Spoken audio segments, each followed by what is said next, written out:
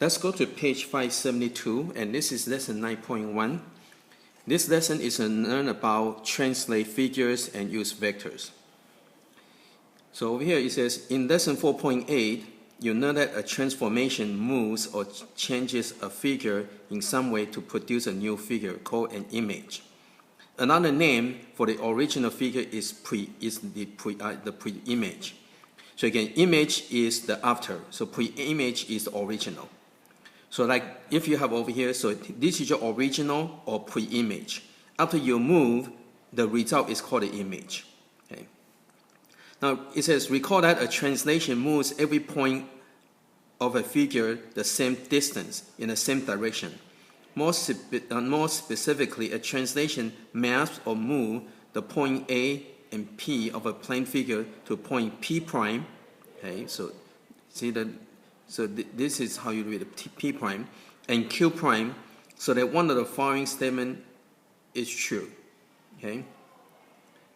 So it says P prime, so P prime, this over here, the distance it moved will equal to Q prime. So in other words, the distance that this move, the point P moved, is same as the distance moved. So they will have to move the same distance.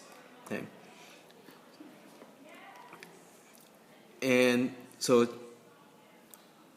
and it says P prime is equal to Q prime. And the length and the segment, it says P prime and Q prime are collinear. So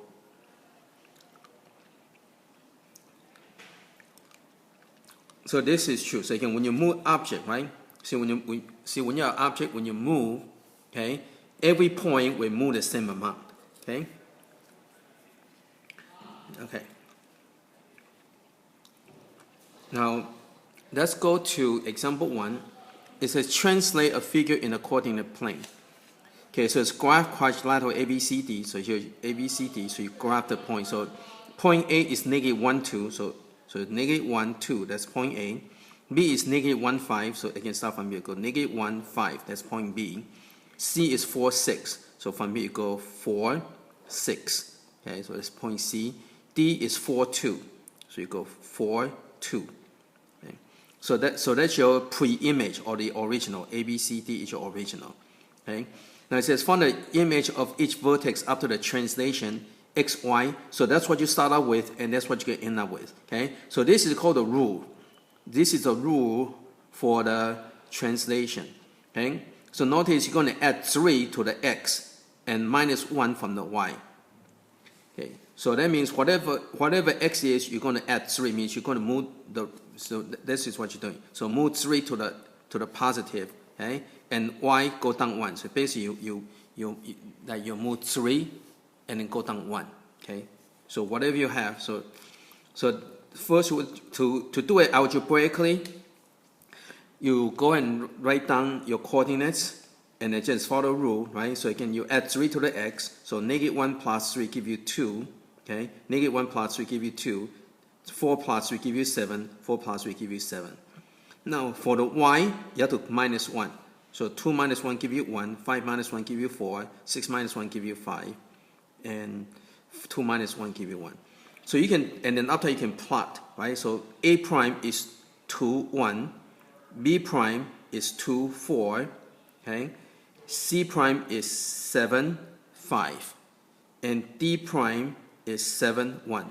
Okay. So you can go by coordinate, or you can just do the follow rule. See over here, right? You just go 3, 1. Right? See the +3, -1. So from here, go +3, -1. +3, -1. +3, -1. +3, -1. Okay? So you can either do it by follow this, or you can do this first and you plot the points. So you can do it either way. Okay? And this should come out the same answer. Okay, now let's go to page 573. Isometry. Okay, and isometry is a transformation that preserves the length and the angle measured. Isometry is another word for congruence transformation. Okay, so see the word iso, this is come from Greek word, so iso means same or equal, okay? And metry means measure, okay? So when you have a same measure means same measurement. So same measurement means the length angle will be the same. So what happens is that when you move, like when you have an object, when you move, this is isometry because the picture before the pre-image and the image would be the same. Okay, so again, if you move, okay, so that's it. If you move, okay, like if this is your origin, you move. See that they're exactly the same picture. Okay. So again, when you move, okay, this is isometry. Isometry means everything stay the same. The length, the angle stay the same. Okay, everything stay the same. Means the shape does not change. Okay, so it's congruent. And you can see it from here. Okay, so example 2. Write a translation rule and verify congruence. So write a rule for the translation of triangle ABC to triangle A prime, B prime, C prime. Then verify the transformation is isometry. So here's your ABC, okay, and here is your A prime, B prime, C prime. Okay, so over here, again, you always do the x first. Okay, so from you go 1, 2, 3, 4. So you have to minus 4 plus 1. Okay, so again, minus 4 plus 1. This one, same thing. You go minus 4 plus 1. Over here, you go minus 4 plus 1. So that's your rule, right? Again, you minus 4 for the x plus 1 for the y. Okay. And it says use the SAS congruence postulates. Notice that CB, so CB equal to C prime, B prime, right? Equal to 3. Right? You can see the length equal to 1, 2, 3, right? And you do the AC, so AC is 2, and A prime, C prime is 2, okay? And it says the slope is 0, or you can, so you also consider this is the right angle, so you can use, if it's a right triangle, you can have the LL, right? Or if you don't use a right triangle, you can have the SAS, so either way. So you can use SAS, or if you use the right triangle, you use 2 letters, right? So it'd be LL, right? Okay, so again, since they are congruent, so it's isometry, right? Again, isometry means iso means same, metry means measurement. Okay, so same measurement means they have same length, and all the angle will be the same. Okay, so over here, theorem, translation theorem. It says a translation is isometry. Okay, again. So you can, this is easier to see. Sometimes triangle or shape is harder to see. But if you use that picture like this, right? See over here? So if you have this image, right? So when you slide, right? Translation means you slide, or you can slide diagonally. So when you have this object, when you slide, it stays the same. See, it's exactly the same. It doesn't change, right? See, the picture, everything stays the same. Again, when you do the translation, it stays the same. Okay, so this is easier to visualize. Again, when your object, when you slide, it stays the same. Okay, the shape, it doesn't change anything. Just the position change. Okay, so again, and translation is an isometry. Means the picture before, the pre-image, the original, is congruent to the image. So image and the original or the pre-image are congruent. Okay, they are exactly the same.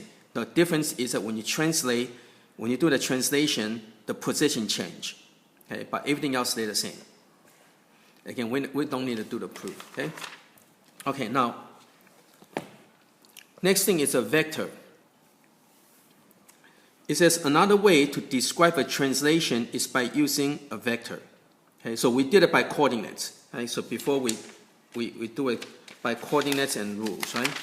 So like this over here. So we're using the coordinates and this is the rules. So this tells you what to do, right? The vector kind of simplify that. The vector kind of just tell you the 3 and negative 1. It just tell you that, okay, you're going to move 3 in the x direction, minus 1 in the y direction. So you kind of cut out all the variables, make things a little bit easier to write. But they're the same thing, okay? So again, vectors, another way to describe a translation by using a vector. A vector is a quantity that has both the direction and the magnitude or size. A vector is represented by the coordinate plane by an arrow drawn from one point to the other. Okay, so here's your vector. Okay, Says in the diagram shows a vector named vector fg. Now, if you notice the difference between, it looks like a ray, okay? But since we're doing so here's the difference, see? Okay, so a ray fg is like this, okay? See the arrow? Whereas the vector fg is like this. See you have to pay close attention, okay? Now, what's the difference? Well, the vector tells you that you're going to move from here to here, okay? So the vector has a direction and a length, okay? The direction and the length.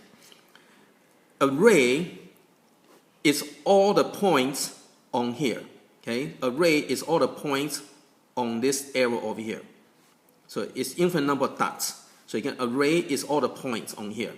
Whereas a vector is it tells you the direction and the length. So you have to move this direction with this length. Okay, so that's the difference between the two. Okay, so key concept.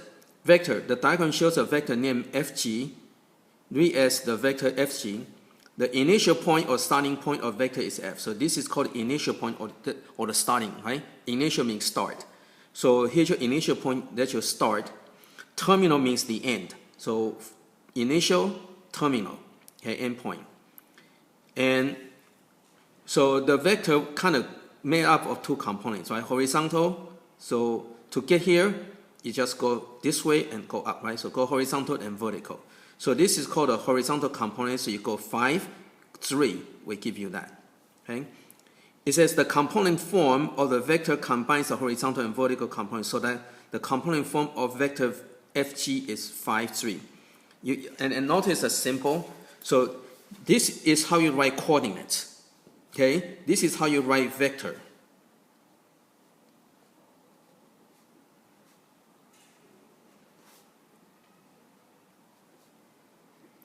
So make sure you use, this is the parentheses. This is called a caret, okay? You know, like diamond have the carats, right? Or the gold is, have 24 karat gold, right? So caret. So this is parentheses, caret. So vectors are using carets. And this tells you how many to move in the x direction. So this is the x direction, y direction. Same thing, this is x, y, right? They're all in order, okay? So see the caret 5, you call it vector 5, 3. So this means you're going to move from, so f, right? You start with f, you're going to move 5 to the x direction, 3 in the y direction to get to the z. So again, 5, this 5 means go 5 in the x direction, 3 means you go up 3 in the y direction, okay? So like for example 3, remember you always do the x first, right? So the vector, so again, notice this, you have to watch the arrow. So you go from here to here, that's the vector BC, right? So from B to C, you have to go 1, 2, 3, 4, 5, 6, 7, 8, 9. So you have to go 9, negative 2. See that? 9, negative 2. It tells you go 9 in the x direction, and minus 2 means you go down 2 in the y direction. Okay? Now this one, you're going this way, so that's x, right? And when you go back, when you're going this way, it's negative. To go 1, 2, 3, 4, 5, 6, 7, 8. So this would be negative 8, okay? And there's no up or down, so it would be 0, right? Again, there's no y, so it'd be negative 8, 0, right? So again, vector tells you how far to go in each component, like, the left, right, and up or down, okay? Okay. Now let's go to example 4. It says the vertices of triangle ABC are, so 0, 3, 2, 4, 1, 0. So you can plot those 3 points, draw a triangle, so that's your ABC. It says translate triangle ABC using the vector 5, negative 1. Okay? That means every point you're going to move 5. Positive 5 means you have to go to the right. Negative 1 means you have to go down. So you go 5, 1. So again, from point A, you go 5, 1. Point B, you go 5, 1. Point C, you go 5, 1. And that's how you get A prime, B prime, C prime. Okay? And to get the math, to use output, you just add, right? So over here, you go 0 plus 5, give you 5. 3, so 0 plus 5 give you 5. 3 plus negative 1 give you 2. See that? So you just go and add. So 2 plus 5 is 7. So it'll be 7, 3. So that's your 7, 3. Okay? Now this over here you just add, right? So it'd be 6, negative 1. So it'd be 6, negative 1. Okay? So you can use your algebra and plot, or you can go and plot and write down the coordinates. Either way. Okay? So you can use your algebra to get a coordinate, then plot the points to get a picture, or you can use a vector to get the points, draw the picture, then write down the coordinates. Okay? So you can go either way. Now, if you have a graph paper, it's a lot easier to just go and do the points first and write the coordinate after that. Okay? Okay, now let's go to example 5. Solve a multi-step problem. Navigation. So vector is very important in navigation, whether with with ships or with airplanes. Okay, so vector is very important in navigation. Okay, so navigation, a boat head out from the point A on one island toward point D on another. The boat encountered a storm at B, 12 miles east, and so again, you have to know your direction, right? That's north. See the arrow over here? So that's north, east, south, west. Okay. So anyway, the boat goes out here, and it encounters a storm, and it gets pushed down over here. So you have to plot a new course to get to your destination. Okay. So first, write a component form of AB. Okay. So to figure out the component form of the vector, you just use the n. See, the AB means you're going from A to B. Okay, so to go from A to B, you just use the B minus A. So okay, so that's going to write down all the points. So A is 0, 0. Okay, B is 12, 4. C is 16, 2. And D is 18, 5. Okay, so vector AB means you're going from A to B, so you have to subtract. So 12 minus 0, oh, we have to use caret. Be careful. So 12 minus 0 will give you 12. 4 minus 0 will give you 4. Okay? So from A to B means you have to go 12 this way and 4 this way if you break down the components. Okay? So that's part A. Now B, you want to write the BC.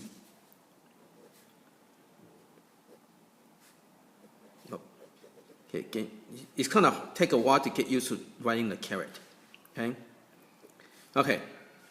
So BC is from B to C. So you have to go from B to C. So again, you always use the end minus the beginning. So 16 minus 12 will give you 4. 2 minus 4 will give you negative 2.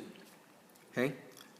So that means from B to C, see, from B to C, you have to go 4 this way and down 2. So 4, 2, negative 2, right? 4, negative 2, okay?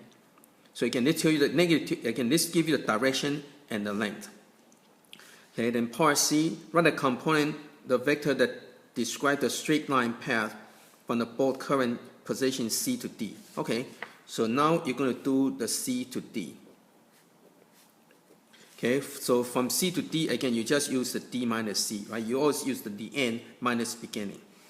So 18 minus 16 will give you 2. 5 minus 2 will give you 3. So to go from C to D, you have to go 2 this way. So 2, 3. Okay, so 2, 3. And that would be that's how you navigate. You have to go 2 to the right, 3 up. Okay.